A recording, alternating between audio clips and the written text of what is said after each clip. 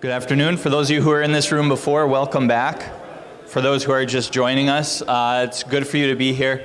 I realized with our last session at the end, there were some really great questions, and I want to dedicate a little bit more time to that. So I'm going to be quicker with an introduction here, and actually for the panelists, I'll let you say a couple words about yourself and things, because I just really valued that the last time. They were really good questions, and I want to give a little more time to that this run around. So this is on servant leadership, and then the role of, especially as a husband, father, not just limited to biological, but spiritual as well.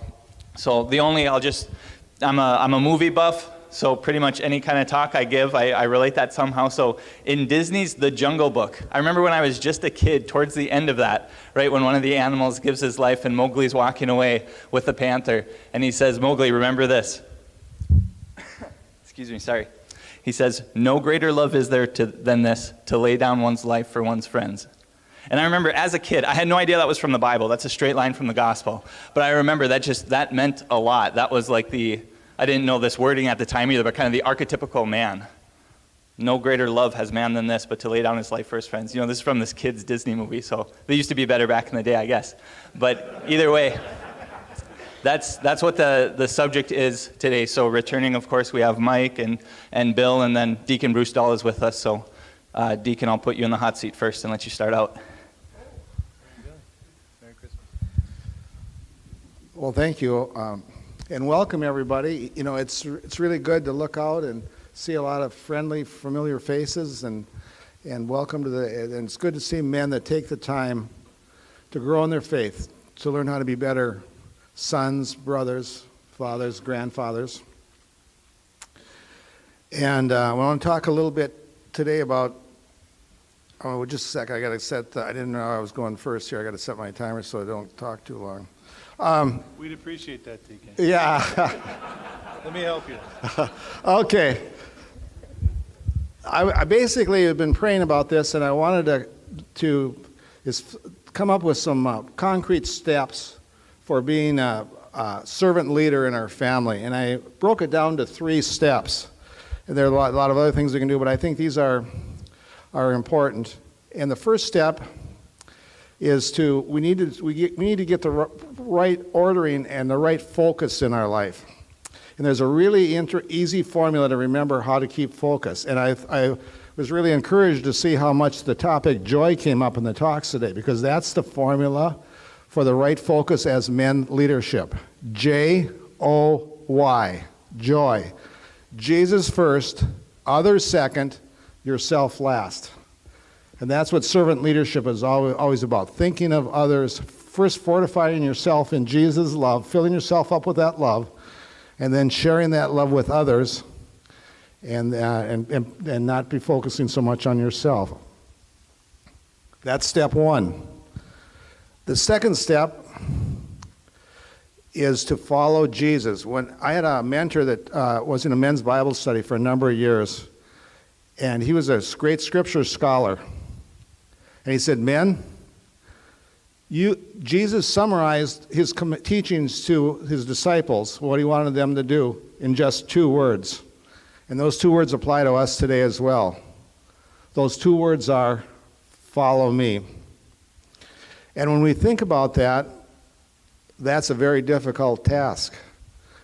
Remember Jesus' whole ministry, really, when you think about it, and you really meditate on the gospel stories, it all deals with servant leadership. Look at how on Holy Thursday, what did he do? He washed the disciples' feet. And just think about it. I don't know about you, but if I have a headache or not feeling well, I don't feel that compassionate to reach out and do things to help other people. But here Jesus, he had the stress of knowing that he was going to die the next day, and yet he took the time to be compassionate and focused on other people. That's something to really stand out. The other thing one of the other good examples of following Jesus was he's hanging on the cross, he's suffering, he's dying, he's being mocked, and he looks down and says, "Father, forgive them, for they know not what they do." And I think that's a really important aspect in servant leadership in our families. Things are going to be happening where maybe there's going to be some hard feelings.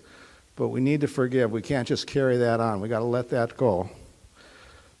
The third step is the word love. We need to fall in love and to love. Now, love is one of those words in the English language that is all over the place. Unfortunately, in our culture, we really don't know what love means. See, love is not a feeling. Love is a decision. Love is a matter of the will. And to love is to wish the good and the best for the other person. And if that needs to be our focus in our relationship with our spouse, our family, and our loved ones around us, because they deserve our best behavior. Sometimes it's easy to be really good to people at work or strangers and that, but we maybe can be less patient with the people that are closest to us, which is really unfortunate. But we need to have our best behavior for those people, because those are the people that God put in our closest circle. Those are our main responsibility to really serve, to always focus on what can I do to make their day better. My wife and I we're shepherding couples for a number of years for engaged couples. And I don't know, part of the process of getting married in the Catholic Church is for them to take a survey. It's about a 400 question survey, and it's more or less statements. And you read the statement, you put down agree, disagree, or unsure, one of those three answers. And then we go through that and we try to determine how that corresponds with what the survey thought was the proper answer. The one question on there almost always that they get wrong is this, or it's not a question but a statement. The statement is, marriage is a 50-50 proposition. Most people getting married today put down that they agree with that. If you go into your marriage that you think it's a 50-50 proposition, you're in trouble. It's got to be 100%, 100%, to do everything you possibly can to help the other person and not count the cost. Not say, hey, I washed the dishes 4 days this week, you only washed them 3 days, so next week you got to wash them 4 days, or something like that. We shouldn't be counting that. We should be doing everything we can to lead and guide our family and to do whatever we can to make it better. The other thing I wanted to bring up about love is that to love is to suffer. Love isn't just a warm, fuzzy feeling and everything's going good. And I think realistically, the more we love, the more we're going to suffer. And Jesus loved more than anybody else. Jesus is love, and he suffered more than anybody else, what he went through. But that doesn't mean we should quit loving, because the price of not loving is loneliness. Because it's the people that are closest to us that we love the most that we suffer the most for. If we have a loved one that goes through an illness and that, you know how much suffering it is. But that's what love is all about, to do the best you can, even though it may cause suffering. But that's not the end of the story as Christians, because we know that ultimately the ending is good. So I want you to just think about these three steps. The focus, Jesus, others, and yourself. We need to follow Jesus, and we need to love as Jesus loved. God bless you, brothers, on your journey. Thank you, Deacon.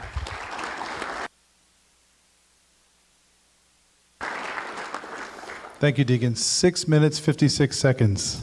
He had 4 seconds to go. It's really good. Can you reset that for me, actually, Deacon? Seriously. Great, okay. All right, awesome. Thank you.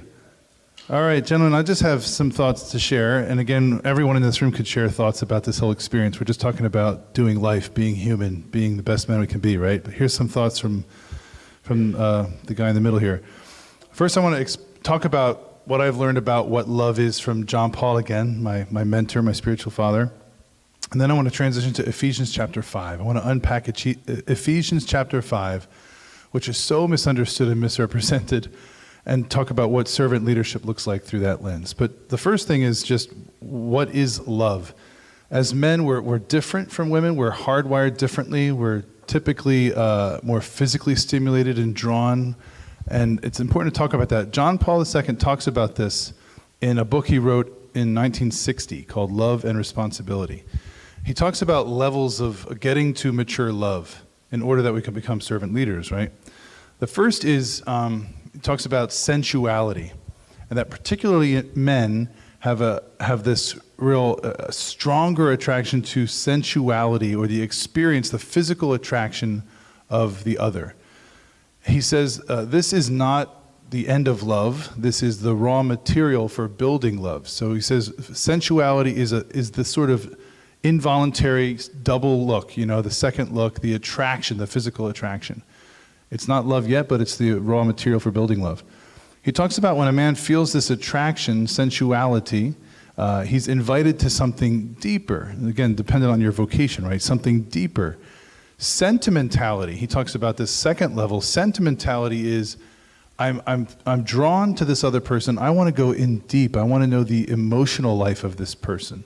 Sentimentality then is, what are your thoughts? What is your lived experience? Who are your siblings? What's your favorite color? It's like drawing deeper into the mystery of this person. And then he says these two stages, again, are the raw material for building love, but authentic, mature love is when you get to the point of getting beyond, you're a good for me, to I will your good. Right? Not just you're a good for me, but I will your good, and I'm willing to go 100%, to Deacon's point. Right, that I'm willing to lay down my life. No greater love, right, to quote from the Jungle Book / the Gospel. No greater love than to lay down your life. That's like the quintessence of mature love.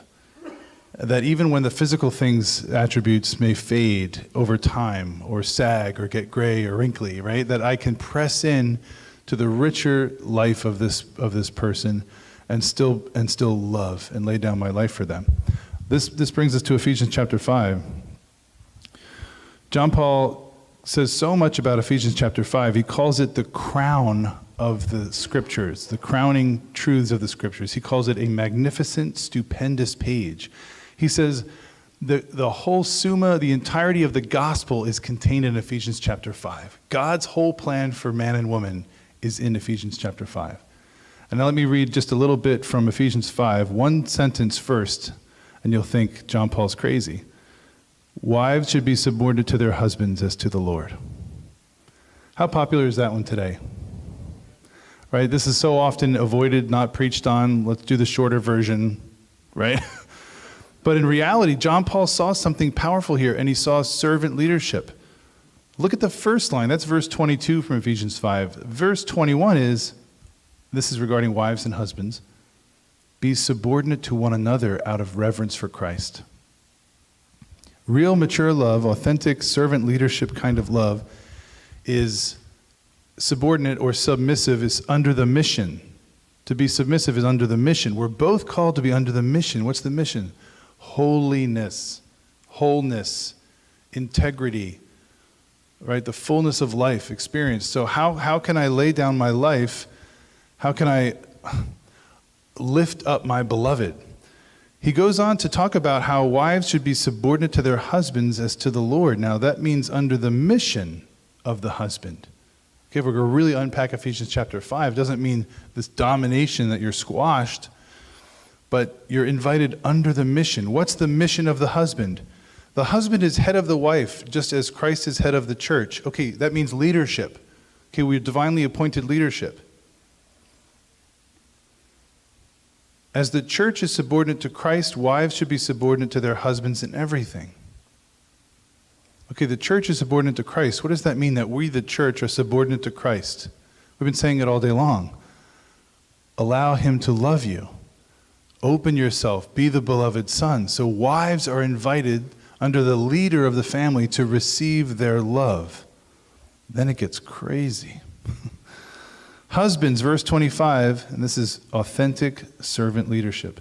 Husbands, love your wives even as Christ loved the church and handed himself over for her. Okay, how did Christ love the church? What did that look like? Death on the cross. Complete handing over of everything I've got to the last drop of blood. So servant leadership is, again, laying down one's life, giving oneself, not so I get back. Okay, now this can sound exhausting, like, geez, what if my spouse doesn't reciprocate? My spouse doesn't get this whole vision. Am I just a doormat? Am I just constantly pouring out? Well, who's pouring in? A servant leader doesn't expect that their spouse or another person is going to be the one pouring in. The servant leader is the one who receives from the Father's love, right? A rich sacramental life, a life of prayer. I try to be the servant leader in my family. Right? I try to lay down my life for my bride and for my 4 kids. That's only possible if I open to him every day, to this one who washed the feet, as Deacon mentioned, of his apostles, right? Who stripped himself and lowered himself to become a slave. He did that because love overflowed from the Father. And Jesus says, as the Father has loved me, so I love you. This is super countercultural, this dynamic, right, of servant leadership. But it's not being a doormat. It's not allowing ourselves to be walked over. It's receiving this incredible love of God and then letting it flow through us in service. Amen. 7 minutes. Fist bump. Bam.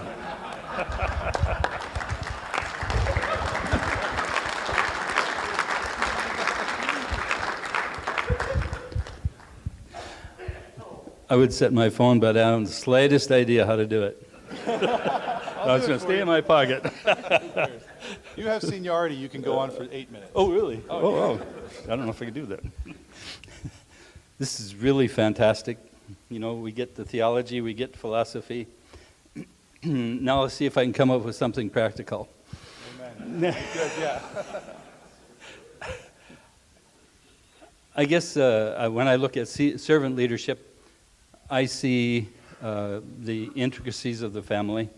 And I have a great devotion to Saint Teresa of Lisieux, where she says the tiniest good work can be the greatest prayer. And I see that in my family. Some of my children just did that without having to be told. It was just their nature.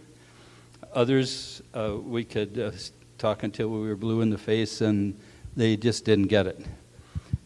Eventually, after they got kids, then they understood it all of a sudden. And it was a good thing to see. But these things just don't come because you said so. Remember, 10% of what you say, 90% of what you do. So we live an hour. We're an hour from Fargo. And I can remember at one point in time we were quite disgusted, thinking, where we're attending Mass now, the situation wasn't, it was a good situation, but it wasn't as holy as we would like it to be. So we came to St. Mary's Cathedral, and of course we just kind of came occasionally during the summer because of the hour drive. And then I got to saying one time on the way home, you know what, every Sunday that we don't go to St. Mary's Cathedral, we're cheating our kids. And I said that in front of my father-in-law, and my father-in-law was one of 15 children. And he said, there were 15 of us, and we lived 8 miles from town, from the church. So we would go out and hook up the buckboard, and we'd throw some hay in there, and in the wintertime we'd throw a couple of horse blankets in there, and we'd all dive into the straw, and we rode an hour to church. So I told my wife, I said, you know what, this really makes me feel stupid. We have a heated, air-conditioned van, and we don't want to drive an hour. So I felt, and my wife also felt, that to not go where the Holy Spirit was calling us would be not a wise thing for the spirituality of our children, not to mention ourselves. And it turned out to be a great gift to our family. So that's part of servant leadership, I believe, by following the call of the Spirit, going where you need to go to be fed what you need to be fed, regardless of the cost. So that's one thing. Another thing is be involved in the parish, whether it's Knights of Columbus, helping with the breakfasts or whatever you need to do. That's an example for your sons. Not only your sons, but for your daughters who may be looking at spouses, to see what a real man does or should do, how they should act. My wife taught CCD for years. I taught confirmation class for 28 years. It was a great experience for me because I learned my faith. And my children now are teaching CCD classes. And to find a really good CCD teacher is really tough. So those are just, and it wasn't a small thing to get off of work at night, on Wednesday night, drive an hour to Fargo, teach a class, drive an hour back, and we got really, really tired of it, especially in April, March. But then by the next September, we couldn't wait for it to start again. So those are small things, or they seem small, and quite irritating when you're doing them. But when you watch your kids do that same thing, then you say, wow, are my kids smart or what? They're an asset to the community, to the parish. It just doesn't happen just because. It happens because somebody gave them an example. And as fathers, that's your job. No matter what it costs, no matter how irritating it is and frustrating and tiresome it is. So that's the servant part of the leadership. And of course, walking past the washing machine, seeing a pile of laundry, and not throwing it in and turning it on, somebody's sloughing. And it could be you. So, tiny little things, I think, are sometimes the most important part of leadership. Definitely a very important part of being a servant, especially to your wife and your children. So much for the practical.